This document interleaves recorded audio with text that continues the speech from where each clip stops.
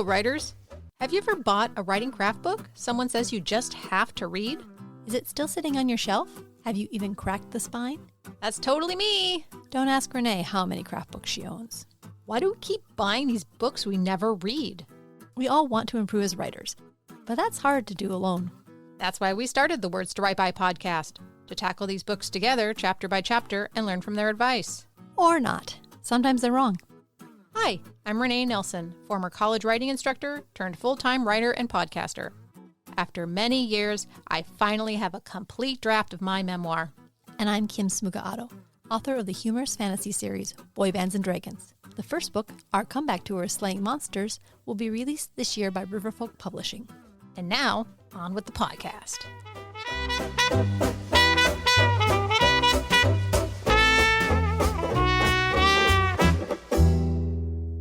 All right. So, for this workshop, we are going to go through the recap of the hero's journey and apply it to Kim's novel, which will be released in the next few months. Yes, absolutely. We're not going to dissect the entire novel. We're just going to try to see if it follows the hero's journey. I wrote large parts of the novel while we were doing Bickham, scene and structure. And I used a lot of his ideas to really workshop some of the, especially the early chapters of that book. So that book really follows the Bickham strategy quite a bit. And I'm curious to see if there's an overlap and maybe it does follow the hero's journey as well. It is a quick reminder, if you've not listened to the Bickham episodes, we found Bickham to be very valuable, at least in the first 4 chapters. So if you're looking for something that will help you with plot that seems to be less rigid than the hero's journey, that's something to look at it. Or rather, Bickham definitely is kind of the nuts and bolts approach. He's definitely a build up from the ground. He starts off with the idea of cause and effect, and he keeps building on that to come up with his entire book structure. It's kind of a fractal-like pattern, versus this is very hierarchical. It's very much top-down. Yeah. Okay, so can you give us a quick plot? Right. So my story is...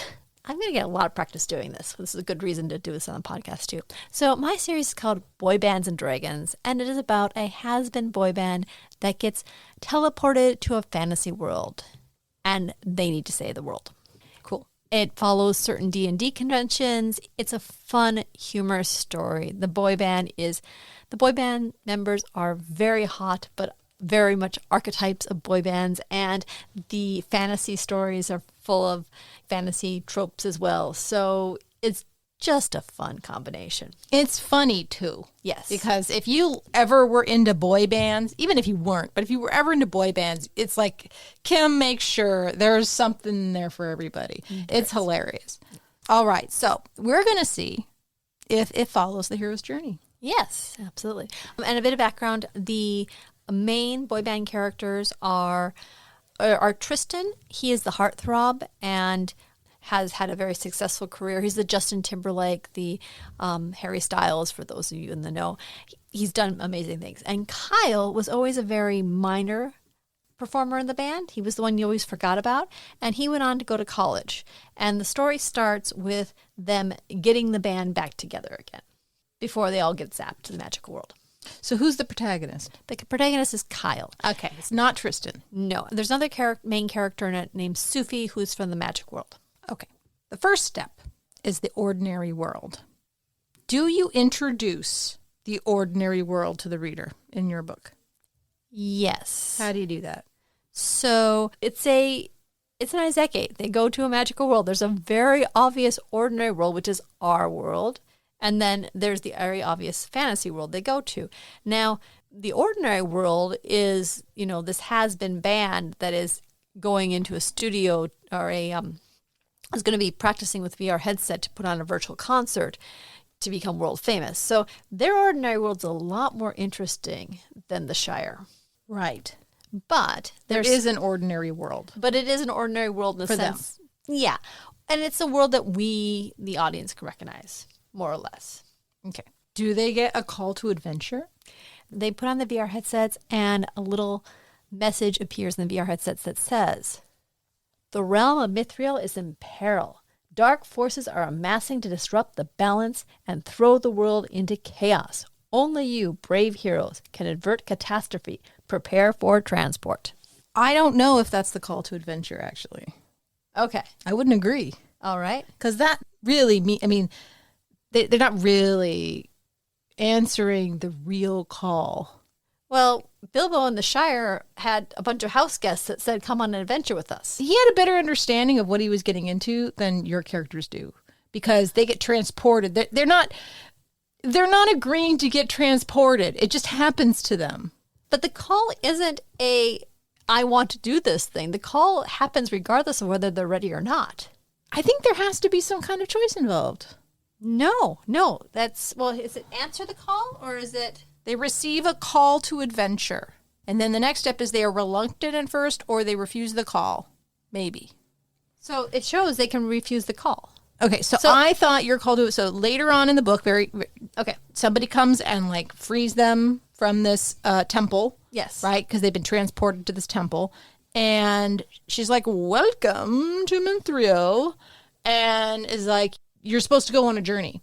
That's when they agree. The call to adventure is when she shows up.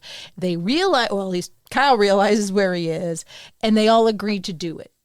I don't know if the call, but you have a refusal. Then that means you haven't necessarily accepted the call. But they can't refuse the call if they're transported. They just got transported against their will. There's no refusal.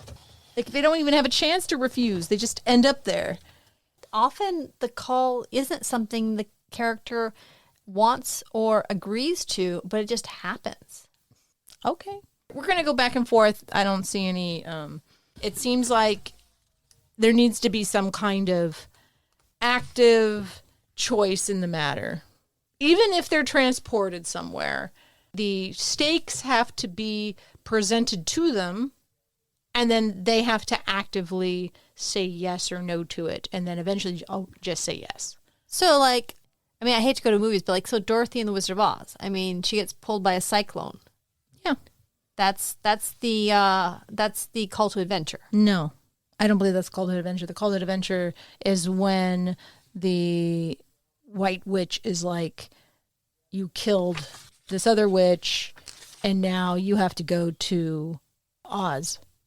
She's like, if you want to go back home, you got to go to Oz. That is the quest that she decides to go on.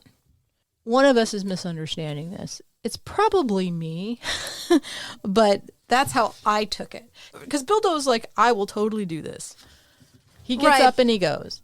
No, because what happens is they all leave the house, and he says, yeah, sure, I'll do it. But the next day, he's not actually intent on doing it. He's just trying to get them out of his house. But then Gandalf shows up. And that's when that's the mentor stage. He could still say no. There's a choice he's making. He makes an active choice. He says, oh, all right, I'll go. Gandalf doesn't pick him up and throw him over his shoulder, tie him to a donkey, and drag him. He uses guilt. It doesn't matter. I don't know. Maybe it could go either way. Maybe we're both right. We could both be right, can't we? We could both be wrong. So what you're saying is that that has to be consensual. In a way. So, think of it this way. What's the step with the mentor? The mentor, right? Uh-huh. You're essentially telling me that the mentor that sets them off on the journey is the computer screen telling them, do you want to gain access? No, it's the wizard. It's Sufi, the wizard, who gives them the quest. Right, but you don't necessarily get the call of adventure from the wizard or from the mentor. It could be just a set of catastrophic events. All right. Anyway, so I guess that's the question there. Because I was seeing that was the point where they leave their world and go to the fantasy world. And then later on we had the threshold, which is where they commit to doing stuff in the fantasy world. That's where they emotionally become heroes. Okay. See, here's the thing. It's following it so far. Yeah. Regardless of who is right or wrong, we still have the real world, the call to adventure, You still have all these elements. the mentor, which is Sufi, Right. that lets them in and tells them about the quest. Right. The refusal when they still think they're in a VR world. They still think they're in the VR, except for one of them is like, guys, guys, right? And so you actually have all the elements. We're just arguing over what element is which. Yes, that is true. So we nerded out for a minute. Total college dorm argument there. Oh, me and my husband have these all the time. But the thing is, it does follow. So that's following. And then we've got the whole crossing the threshold. So what point do you think they cross the threshold? They cross the threshold and enter the special world after they get training. After they get training? And then they beat up a cockatrice. Yeah, I think it was that would be the threshold is when they actually start. That's the end of Act 1. Yeah. And you know how I know that? It's because we just talked about it. We just talked about it on the podcast. This last podcast. Uh-huh. We talked about how the trolls were the end of Act 1 in The Hobbit. Mm-hmm. And I was like, holy crap, mind blown. Yeah. So yours is the cockatrice fight. Yep. Yeah. And the really big sheep. And the really big sheep. And the gigantic dog. Yep. Basil.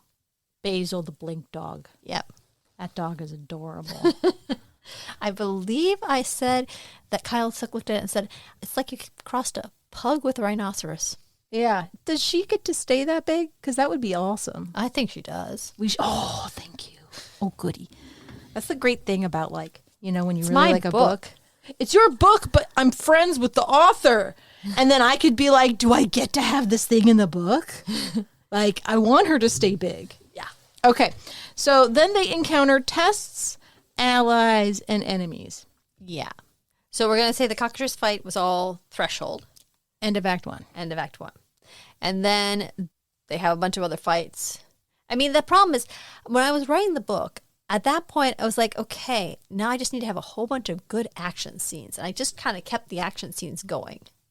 But the thing is, it wasn't just like action, action, action. It was a plot development. Like, things happened and, like, there was movement and character development. Mm-hmm. Like, this 6 right here, step 6, tests, allies, and enemies, is so huge. Yeah. But it's only given one bullet point. I think this is one of those cases where I can clearly say that some of the things get moved around because they definitely get some tests, allies, and enemies in, not so much enemies, but they get those before the threshold event when they're being trained, when they're meeting the other wacky characters, when that stuff is happening. Like, definitely each of the boy band members is trained by an individual in the fantasy world. So those are all mentors, but also just friends to an extent. Right. So there's a bunch of that stuff happening before the threshold. And then there's more stuff happening after the threshold. However, the other thing is we've got the ordeal and the approach to the inmost cave. and the ordeal. The question I have then is, what is the ordeal in the book? Because the ordeal involves rebirth. Mm-hmm. It involves the absolute lowest point. Well, I feel like, I guess that's resurrection too, but I feel like Kyle and Tristan kind of make up. Yeah, well, that's not, I mean, there's a whole emotional arc to it as well. I mean, the ordeal is them learning the keys. Like, oh shit, this is what's happening. Like, they don't really know what's happening. That is true. And then they learn, and then they realize that is a big can of worms they're about to enter because they didn't know what it was. And when they learn what it was, it's actually, I don't even want to say it because there's a nice twist that was really exciting in your book. So I'm just kind of like, that must be it, is when they learn what's truly at stake and who's at fault and what is happening. Yeah. That is it, right? Yeah, there's a certain point where the entire band is like, yes, we are going to go on this. We are going to defeat the big bad, and we're going to do these things. So Now you would that say we know what the big bad So is. that would be the... I think so, yeah. And their reward is that understanding. They find those talismans. I would call them talismans, but they were remainders. I don't want to say because it's a big spoiler, but they find artifacts from another world, and that helps them discover what's going on. And to me, that's the reward is, they figured this out. See, I think the reward is the friendships that they regain amongst the band. You're so cheesy. You're correct, too. I don't know. So the funny thing is that the actual low point of the story, the point where everything falls apart and there is a death because they lose a fight big time and they rely on somebody else coming in to save them, that happens much earlier in the story, that low point. And it also involves a fight within the band, and it's just like it's a pretty crappy part. And then we have Kyle, like, you know, figuring out what the quest is, and he and Sufi decide to take some aspect of the quest, but they end up over their heads, and then Tristan comes along. And so it's like they never actually make the decision that until the very end when they step into the fight the final big bad.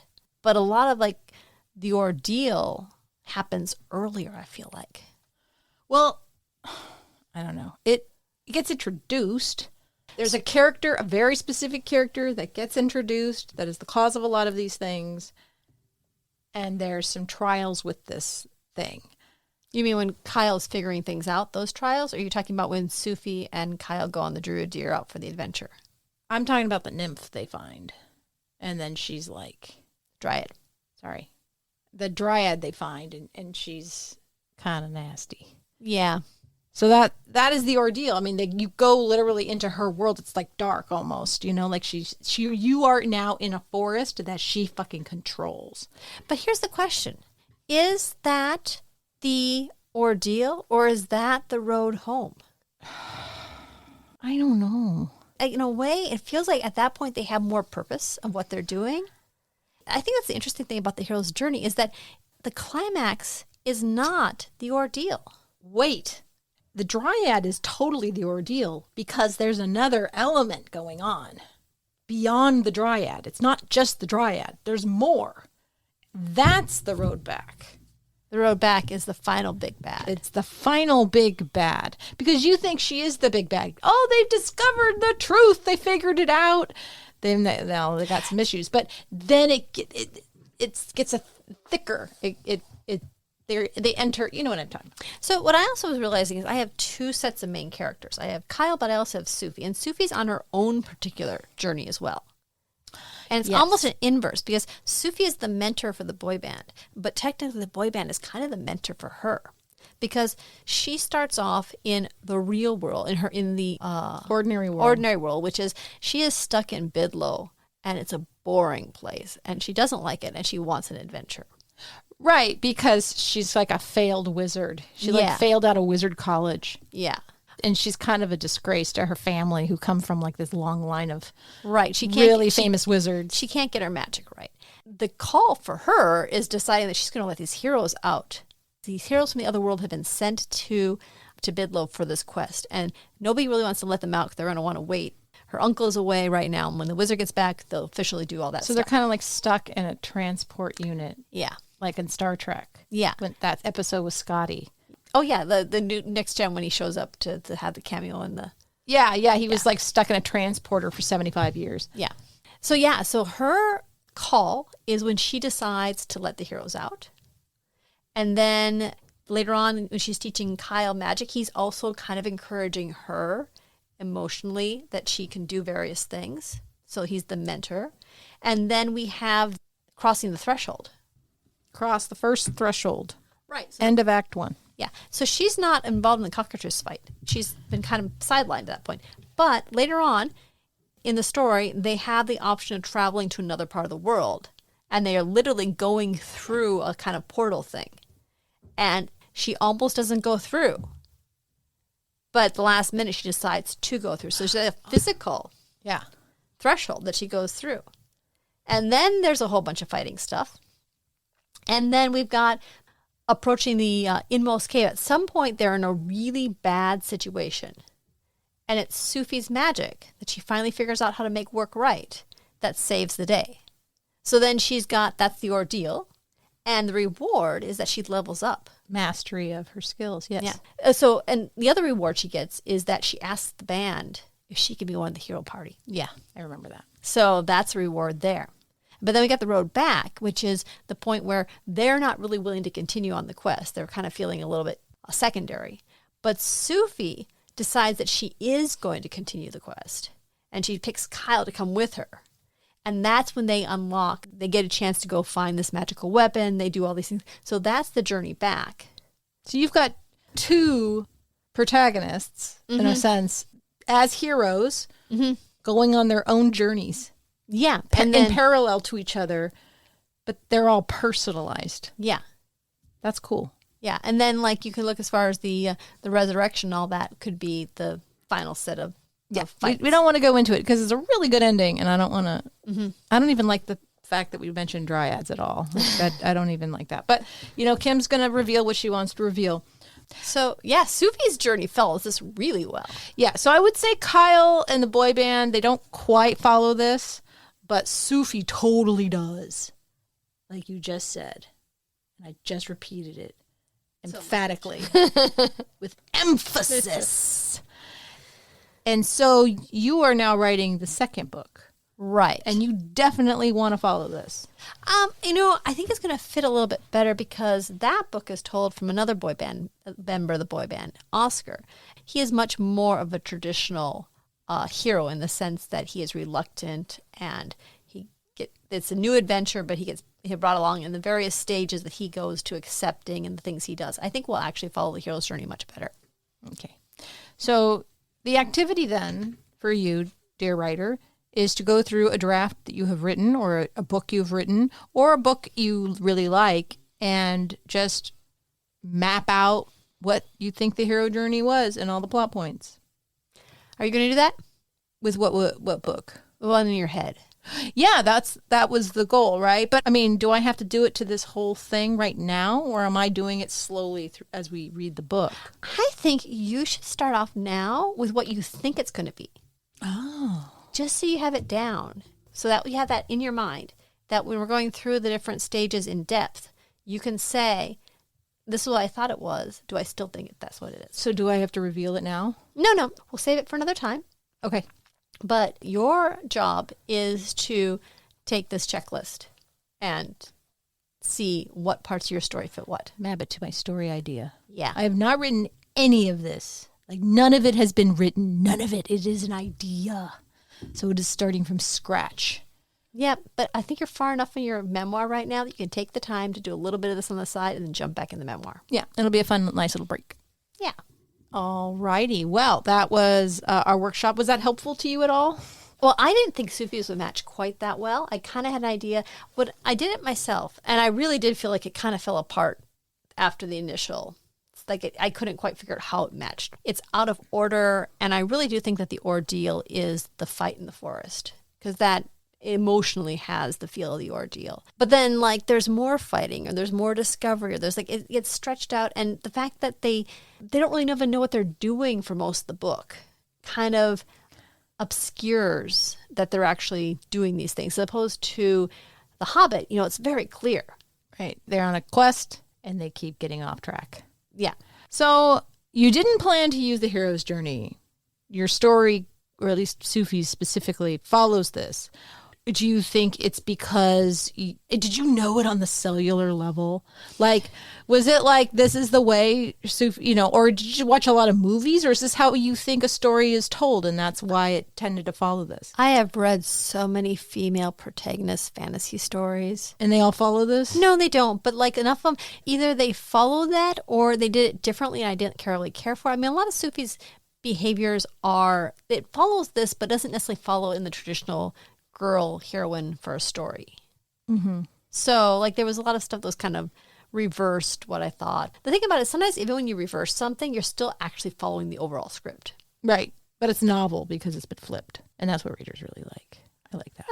Yeah. I mean, I don't think Sufi's exactly flipped. I think she's actually she did something in the end that surprised me. So I don't think she did the obvious thing. I think she's a little different than your standard female archetype, because she's both much more forward and reckless, but at the same time, very girly. I mean, that's her personality. She makes choices that I think go against the obvious, which is, of course, something I really like, because I don't want it to be obvious. Also, her adventure did not scream hero's journey to me when I was reading it. So that's good. You hid the... Well, you didn't even plan on doing it, so that's one way to hide. Right. It doesn't call attention to itself because it wasn't in your attention. But I think it is a little fascinating that her story follows this very well. You must have been... There may be my dreams. Or movies. Yeah. It was movies. It was just novels you've read. I don't know. But it just worked out really well. Yeah. Cool. I'm very interested in that. And it's fascinating. So you kind of mixed the hero's journey unknowingly, subconsciously with Bickham. Right. And you can, like we said, you can check out some of the Bickham episodes and some of the exercises to hear from that. Okay. Well, that worked pretty well. Just a reminder, if you guys are free on Wednesdays and are close to California time zone, we do a writer's process group where we sit around and talk about stuff, or we do a writer sprint where we don't talk about stuff, but we actually write. And those are on Wednesdays at 5 p.m. Pacific Standard Time. Okay, bye-bye. Bye. Words to Write By is produced by Renee Nelson and Kim Smiga Adam. Our theme music is Roll Back the Carpet by Cool Cat Music. Have a great day.